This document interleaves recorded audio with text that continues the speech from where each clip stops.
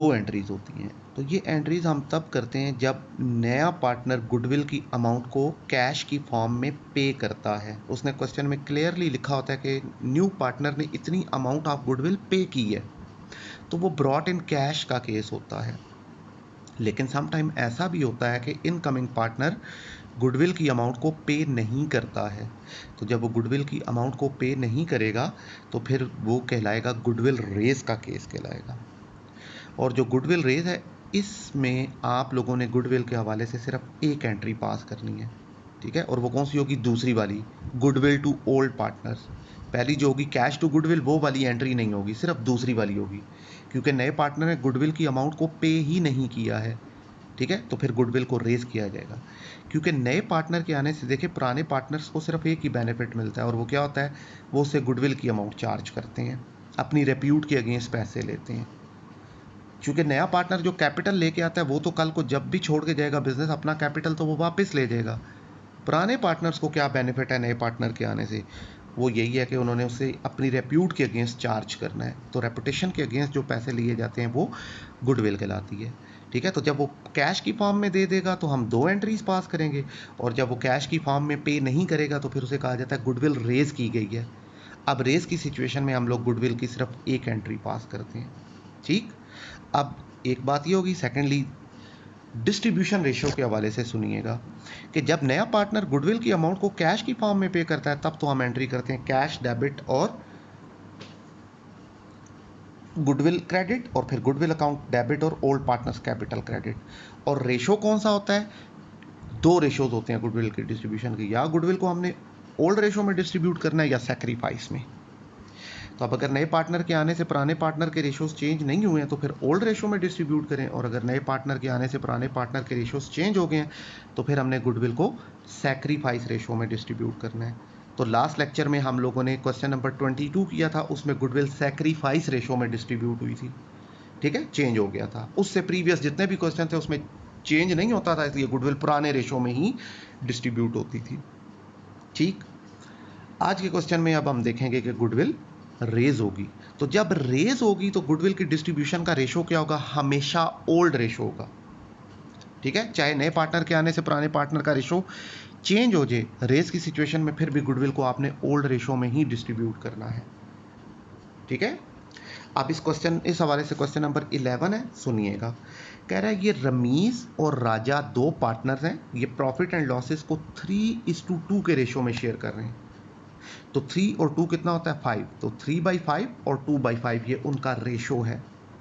कह रहा है ये उनकी बैलेंस शीट पड़ी हुई है, बाकी सारी इंफॉर्मेशन वो मजीद क्या इन्फॉर्म कर रहा है देखिएगा। कह रहा है रहीम को पार्टनरशिप बिजनेस में एडमिट किया गया है और वो पार्टनर्स को आते वक्त 16,000 रुपीज़ का कैपिटल देगा, और जो new profit and loss sharing ratio होगा वो क्या होगा? 5:3:2। तो 5 और 3 8 और 2 10, ठीक है। तो 5/10, 3/10 और 2/10 ये उनका नया रेशो होगा।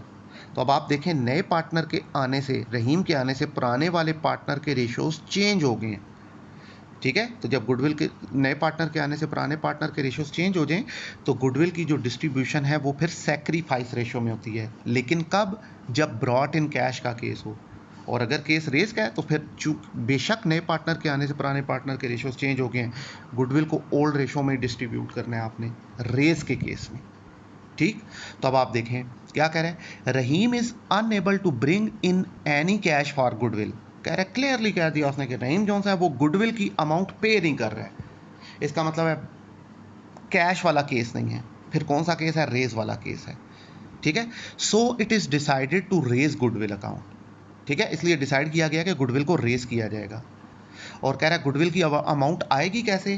कह रहा है amount being calculated on the basis of Rahim share in the profit and loss and capital contributed by him. अब जो गुडविल की अमाउंट है वो कैलकुलेट कैसे करनी है? अब देखें इससे पहले भी हमने एक क्वेश्चन नंबर 10 अटेम्प्ट किया था, ठीक है ना। तो वहाँ पे जो वेरी फर्स्ट क्वेश्चन किया था हमने, तो वहाँ पे भी हमारे पास गुडविल की अमाउंट उसने डायरेक्टली नहीं बताई थी, वो भी हमने कैलकुलेट की थी। तो आज के क्वेश्चन में भी वो गुडविल की अमाउंट डायरेक्टली नहीं बता रहा है, कैलकुलेशन का क्राइटेरिया बता रहा है। तो जब क्वेश्चन नंबर 10 हमने किया था तो गुडविल को कैलकुलेट करते वक्त उसने प्रॉफिट को बेस बनाया था, प्रीवियस ईयर के प्रॉफिट्स को, ठीक है। तो फिर हम लोगों ने वहां पे प्रॉफिट की बेस पे गुडविल को कैलकुलेट किया था। आज के क्वेश्चन में वो नए पार्टनर के कैपिटल को और नए पार्टनर के रेशियो को जो सा वो बना रहा है बेस। तो अब नए पार्टनर के कैपिटल और रेशो की बेस पे गुडविल कैसे कैलकुलेट होगी वो आज के लेक्चर में हम देखेंगे, ठीक है। बाकी वही उसने रिवैल्यूएशंस बता दी हैं और आपसे कह रहा है जी कि एंट्रीज पास करें और नई बैलेंस शीट बनाएं, राइट। तो अब इससे पहले कि हम अपने क्वेश्चन को स्टार्ट करें, हम पहले गुडविल की कैलकुलेशन जो सी है वो कर लेते हैं ताकि एंट्रीज करते वक्त हमें आसानी रहे। तो ले बेटे, ये नीचे गुडविल की कैलकुलेशन हुई है, ये कैलकुलेशन ऑफ गुडविल या गुडविल कैलकुलेशन, ठीक। अब गुडविल कैसे कैलकुलेट होगी, देखिए उसने क्लियरली कहा है कि नए पार्टनर के कैपिटल को और नए पार्टनर के रेशो को आपने बेस बनाना है, ठीक है। तो मींस कैपिटल की बेस पे गुडविल को कैलकुलेट करना है। तो अब कैपिटल की बेस पे गुडविल कैसे कैलकुलेट होगी, हम गुडविल को कैलकुलेट करने के लिए फार्मूला लगाएंगे total capital minus capital of partners. ये फार्मूला होगा कैपिटल की बेस पे गुडविल को कैलकुलेट करने का।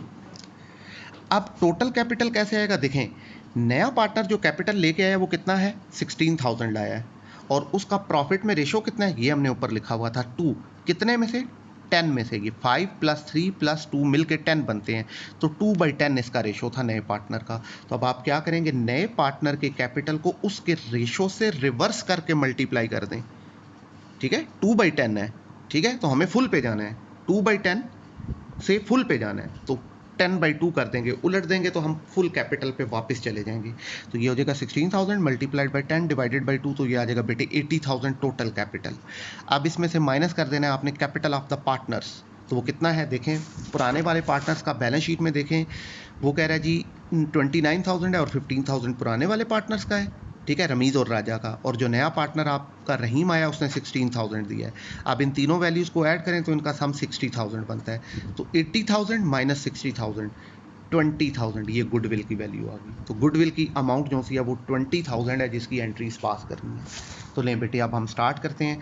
तो जब हमने अपने क्वेश्चन को अटेम्प्ट करना है तो क्वेश्चन के हम लोग 3 पोर्शंस अटेम्प्ट करें बनाएंगे क्वेश्चन को 3 पोर्शंस में डिवाइड करेंगे। अब उनमें से पहला पोर्शन क्या है, हमने जर्नल एंट्रीज पास करनी है। तो जर्नल एंट्रीज को 4 स्टेप्स में रिकॉर्ड करेंगे। पहला स्टेप, नए पार्टनर के कैपिटल की ट्रीटमेंट। तो अब चूंकि क्वेश्चन की बैलेंस शीट में उसने कैश इन हैंड यूज़ किया है इसलिए एंट्रीज करते वक्त कैश को लेके चलेंगे। तो पहली एंट्री होगी cash debit to Rahim partners capital account credit. तो नए पार्टनर ने कितना कैपिटल दिया है, 16,000। पहला हमारा ये ख़त्म हो गया, राइट। अब आ जाते हैं जी पहला स्टेप। अब दूसरा स्टेप, हम लोगों ने गुडविल को रिकॉर्ड करना है। तो गुडविल की कितनी एंट्रीज होती हैं, 2, लेकिन इस वक्त क्लियरली उसने कहा कि गुडविल रेज हुई है तो सिर्फ एक एंट्री होगी, goodwill account debit to Ramiz capital account credit to Raja capital account credit, ठीक है। अब रेशो कौन सा होगा, 20,000 टोटल गुडविल है जो अभी हमने कैलकुलेट की नीचे। अब गुडविल 20,000 से डेबिट होगी। अब रेशो कौन सा होगा, अब नए पार्टनर के आने से पुराने पार्टनर का रेशो चेंज हो गया है, लेकिन चूंकि इस वक्त रेस का केस है तो रेस के केस में बेशक नए पार्टनर के आने से पुराने के रेशो चेंज हो जाएं, गुडविल को पुराने रेशो में डिस्ट्रीब्यूट करना है। तो वो 3 और 2 था, तो 3 और 2 कितना होता है, 5। तो 3/5 और 2/5, तो 20,000 में से 12,000 रमीज को चला गया और 8,000 राजा को चला गया। ये गुडविल रिकॉर्ड हो गई, राइट। अब थर्ड स्टेप हम लोगों ने क्या करना है, जनरल रिजर्व को ट्रीट करना है। तो क्वेश्चन की बैलेंस शीट में लाइबिलिटी साइड पे देखें क्या जनरल रिजर्व या रिजर्व फंड पड़ा हुआ है, नहीं है, इसलिए तीसरे स्टेप को रिकॉर्ड करने की ज़रूरत नहीं है, छोड़ देंगे। अब फोर्थ स्टेप की तरफ आते हैं, revaluation of assets and liabilities, ठीक।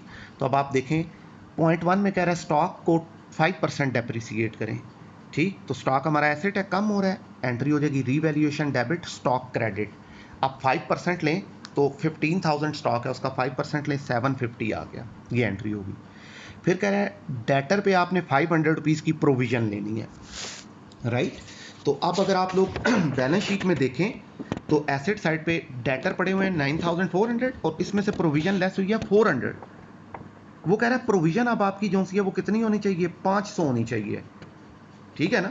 400 तो हमारे पास पहले से मौजूद है, हमें इसको 500 करना है, 500 मजीद नहीं लेनी है, कह रहा है प्रोविजन फॉर बैड डेट 500 होनी चाहिए, तो 400 तो पहले से मौजूद है, अब कितनी करेंगे हम लोग, 500 हो जाए 100 रुपीज़, तो अब आप एंट्री करेंगे revaluation debit to reserve for bad debt credit 100 rupees. ठीक है जी। फिर उसके बाद कह रहा है फर्नीचर को आपने डेप्रिसिएट करना है 10%, तो फर्नीचर भी हमारा एसेट है, कम हो रहा है, क्रेडिट हो जाएगा, तो एंट्री होगी रीवैल्यूएशन डेबिट और फर्नीचर क्रेडिट। 5000 का 10% ले तो 500 आ गया, राइट। फिर उसके बाद कह रहा है बिल्डिंग की वैल्यू अब 40,000 हो गई है, तो क्वेश्चन की बैलेंस शीट में देखिए बिल्डिंग कितनी है, ये दी हुई है बेटे 35,000, सेकंड लास्ट पॉइंट। अब कह रहा है इसकी वैल्यू जो सी है 40,000 हो गई है, तो क्या हुआ है, इस पर क्या इफेक्ट पड़ा है, 5,000 इसकी वैल्यू में इंक्रीज आ गया है, तो बिल्डिंग हमारा एसेट है, बढ़ रहा है, डेबिट हो जाएगा, तो एंट्री होगी building debit revaluation account credit with ₹5,000। ठीक है बेटे, ये हमारी रीवैल्यूएशन हो गई कंप्लीट। अब हमने देखना यह है कि इस रीवैल्यूएशन की वजह से हमें प्रॉफिट हुआ या लॉस हुआ, तो उस प्रॉफिट को या लॉस को फाइंड करने के लिए हम अपना रीवैल्यूएशन का लेजर अकाउंट बना लेंगे, डेबिट, राइट पे credit, revaluation account, particulars rupees. अब 4 स्टेप से रीवैल्यूएशन स्टार्ट हुई थी, तो आप देखें 4 स्टेप की पहली एंट्री में हमारा रीवैल्यूएशन डेबिट हो गया स्टॉक की वजह से 750। नेक्स्ट एंट्री में दोबारा डेबिट हुआ, देखिएगा रिजर्व ऑफ बैड डेट की वजह से 100। उससे नेक्स्ट एंट्री में दोबारा डेबिट हुआ है रीवैल्यूएशन की वजह से, फर्नीचर की वजह से 500, और उससे नेक्स्ट एंट्री में रीवैल्यूएशन क्रेडिट हो गया बेटे बिल्डिंग की वजह से 5,000। ठीक है, तो ये एंट्री से ट्रांसफर कर लिया अब आपने। अब हम अपने इस रीवैल्यूएशन के लेजर को करेंगे क्लोज, तो क्रेडिट साइड पे 5,000 है और डेबिट साइड पे आपका 1350 है। ठीक है, 1750 है, 1350 सॉरी। ठीक है, तो अब 5,000 में से ये माइनस करें तो बाकी आपके पास आ जाता है बेटे 6,350 रुपीज़। ठीक है, ये अमाउंट बेटे मैंने गलत लिख दिया, ये 3,650 है, 6,350 नहीं है, ये 3,650 है। ठीक है ना, ये 2 डिजिट्स एक जो दूसरे के साथ रिप्लेस हो गए हैं, ये 3,650 है, तो 3,650 रुपीज़ का हम लोगों को प्रॉफिट हो गया, क्रेडिट साइड ज़्यादा है, डेबिट साइड कम है, तो डिफरेंस प्रॉफिट आ गया 3,650, राइट। अब ये जो 3,650 का प्रॉफिट है, ये हमारे दोनों पुराने पार्टनर्स रमीज़ और राजा दोनों में डिस्ट्रीब्यूट हो जाएगा, उनके profit and loss sharing ratio पुराने वाले में। तो इसका 3/5 लें तो रमीज़ को चला जाएगा 2,190, और इसका 2/5 लें तो ये आ जाएगा 1,460, ये राजा को चला जाएगा, राइट। तो अब हम अपनी इसकी एंट्री जो सी है वो रिकॉर्ड कर लेंगे। तो अब प्रॉफिट की सिचुएशन में हमारे कैपिटल्स क्रेडिट हो जाएंगे, तो एंट्री हो जाएगी बेटे revaluation account debit to Rameez capital account credit to Raja capital account credit. तो 3,650 रुपीज़ से रीवैल्यूएशन डेबिट हो जाएगा, रमीज़ जो सा है वो 2,190 से क्रेडिट हो जाएगा, और राजा जो सा 1,460 से क्रेडिट हो जाएगा। ठीक है, तो ये मैंने साइन डाला है, लेजर एंट्री है कि इस एंट्री को पास करने से पहले लेजर बनाए फिर ये एंट्री हुई है। तो लें बेटे, इसके साथ ही हमारे क्वेश्चन का पहला पोर्शन जर्नल एंट्रीज जो है वो हो गया कंप्लीट। अब आ जाते हैं हम अपने क्वेश्चन के दूसरे पोर्शन की तरफ। तो दूसरा पोर्शन क्या है, हमने अपने तमाम पार्टनर्स के कैपिटल अकाउंट्स बनाने हैं। तो लेफ्ट कॉर्नर पे डेबिट, राइट कॉर्नर पे क्रेडिट, दरमियान में लिखेंगे कैपिटल अकाउंट, यहाँ लिखेंगे particulars Ramiz Raja Rahim, particulars Ramiz Raja Rahim, rupees rupees rupees rupees rupees rupees. अब बैलेंस कैपिटल अकाउंट बनाते वक्त पहला आइटम बैलेंस शीट से इनपुट के तौर पे पुराने वाले पार्टनर के कैपिटल के बैलेंसेस ले लेने हैं। तो अब लाइबिलिटी साइड पे देखें, बैलेंस ब्रॉट डाउन के नाम से यहाँ पे आ जाएगा, रमीज़ का कैपिटल दिया हुआ है 29,000 और राजा का कैपिटल दिया हुआ है 15,000, रहीम का पहले से नहीं है, निल। अब बाकी चेंजेस आप एंट्रीज से लाएं। तो अब आप देखें पहली एंट्री में जो रहीम है उसका कैपिटल कैश की वजह से क्रेडिट हो गया 16,000, रमीज़ और राजा के नीचे निल आ जाएगा। फिर उससे अगली एंट्री में देखें, गुडविल की वजह से रमीज़ और राजा दोनों के कैपिटल्स क्रेडिट हो गए हैं 12,000 और 8,000। फिर उसके बाद वेरी लास्ट एंट्री में आए तो रमीज़ और राजा दोनों के कैपिटल रीवैल्यूएशन की वजह से क्रेडिट हो गए हैं 2190 और 1460। राजा का रहीम का निल। कैपिटल अकाउंट हो गए हमारे कंप्लीट। अब 1 बाय 1 हम अपने कैपिटल अकाउंट्स को क्लोज करेंगे।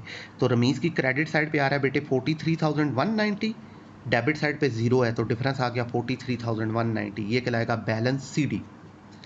अब राजा की तरफ आए, क्रेडिट साइड का टोटल इसका आ रहा है 24,460, डेबिट साइड पे है ही कुछ नहीं है तो डिफरेंस आ जाएगा 24,460, बैलेंस CD। अब आए आप अपने आखिरी पार्टनर रहीम की तरफ, क्रेडिट साइड पे इसका 16,000 है, इसका भी डेबिट साइड पे कुछ नहीं है तो डिफरेंस आ जाएगा 16,000, ये कहलाएगा बैलेंस CD। मीन्स अब रमीज़, राजा और रहीम के ये 3 कैपिटल हैं जो नई बैलेंस शीट में चले जाएंगे, पुराने वाले कैपिटल्स ख़त्म हो जाएंगे बैलेंस शीट से, राइट। तो ये हमारे क्वेश्चन का सेकंड पोर्शन कंप्लीट हो गया। अब आ जाते हैं फाइनली हम अपने क्वेश्चन के थर्ड पोर्शन बैलेंस शीट की तरफ, ठीक है। तो यहाँ आ जाएगा बेटे assets rupees, liabilities and capital rupees. तो अब जो हमारी बैलेंस शीट है ये हमने अपनी पुरानी बैलेंस शीट को देख के बनानी है, ठीक। तो अब आप देखें पहला पॉइंट बैलेंस शीट में एसेट साइड पे दिया है कैश, कितना था 2000, अब ये इतना नहीं रहेगा, चेंज आ गया इसमें, नए पार्टनर ने 16,000 का कैपिटल दिया था तो कैश डेबिट हुआ था 16,000। अब आगे एंट्रीज में देखें जहाँ जहाँ कैश डेबिट हुआ है वो ऐड कर लें, जहाँ जहाँ कैश क्रेडिट हुआ है वो लेस कर लें, तो है ही नहीं है, तो कैश का नया बैलेंस आ जाएगा बेटे 18,000। फिर उसने बेटे बताया हमें स्टॉक कितना है 15,000, लेकिन अब इस पर इफेक्ट पड़ा कि ये 750 रुपीज़ कम हो गया तो माइनस करके इसका नया बैलेंस आ जाएगा 14,250। फिर उसके बाद प्रीपेड इंश्योरेंस कोई चेंज नहीं आया, एज इट इज़ आ जाएगा 1,500। फिर डेटर्स इनर कॉलम में 9,400, लेस करना है इसमें से प्रोविजन, वो 400 नहीं होगी, अब वो 500 हो गई थी, माइनस करें तो बाकी 8,900 डेटर बच गए। नेक्स्ट उसने बताया बेटे मशीनरी कोई इफेक्ट नहीं पड़ा, एज इट इज़ आ जाएगा 19,000, ठीक है। नेक्स्ट पॉइंट उसने बताया बेटे फर्नीचर 5,000, इस पे इफेक्ट पड़ा था कि इस पे 10% डेप्रिसिएशन हुई थी 500, तो बाकी नई वैल्यू इसकी आ गई 4,500, राइट। ये तो आइटम हो गए बेटे बैलेंस शीट के पुरानी वाली बैलेंस शीट को देख के, ठीक है। अब सुनिएगा ध्यान से, देखें जब हम गुडविल को ट्रीट करते हैं एंट्रीज में दूसरा स्टेप, तो 2 एंट्रीज होती हैं, पहली एंट्री में गुडविल क्रेडिट होती है और दूसरी एंट्री में गुडविल उतनी ही अमाउंट से डेबिट हो जाती है, तो उसका बैलेंस क्या हो जाता है 0 हो जाता है, एक दफ़ा क्रेडिट और सेकंड एंट्री में उतनी ही अमाउंट से वो डेबिट होके 0 हो जाती है। जबकि आज के क्वेश्चन में देखें हमने सेकंड स्टेप में गुडविल को डेबिट किया है, सिर्फ क्रेडिट कहीं पे भी नहीं हुई, ठीक है ना। तो डेबिट वाले टाइटल फिर हमारा बैलेंस शीट में एसेट बनते हैं, तो इट मीन्स हम यहाँ सेफली ये कह सकते हैं कि रेज के केस में हम गुडविल को बैलेंस शीट में भी शो करेंगे। तो कितनी रेज हुई थी 20,000, तो वो गुडविल अब बैलेंस शीट में एसेट के तौर पे आ जाएगी 20,000, ठीक है। ये एक नई चीज़ आ गई हमारे पास, राइट। इसके साथ ही एसेट साइड होगी कंप्लीट। आप लाइबिलिटी साइड पे हैं, तो क्रेडिटर्स उसने बताए हैं बेटे 38,500, कोई चेंज नहीं आया, एज इट इज़ आ जाएंगे। फिर कह रहा है आउटस्टैंडिंग लाइबिलिटीज़ हैं हमारी 4,000, कोई चेंज नहीं आया, एज इट इज़ आ जाएंगे।